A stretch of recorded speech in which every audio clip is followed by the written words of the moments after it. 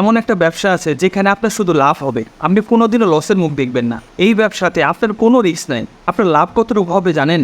আপনি ভাবতেছেন হয়তোবা 2 গুণ বা 10 গুণ, না ভাই, আপনার 700 গুণ লাভ হবে, 700 গুণ অথবা তার চেয়েও বেশি লাভ হবে। এখন আপনি ভাবতেছেন আমি হয়তোবা মিথ্যা কথা বলতেছি, অথবা আমি কোনো চিটিংয়ের কথা বলবো। না ভাই, এটা আমি বলতেছি না, এটা আল্লাহ তাআলা আপনাকে বলতেছেন। কিন্তু তার মিথ্যা কথা বলেন না, তাই না?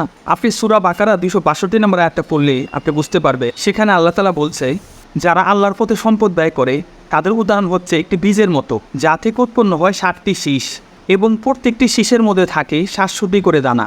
অর্থাৎ একটি বীজ থেকে আপনি 700টি বীজ পাবেন।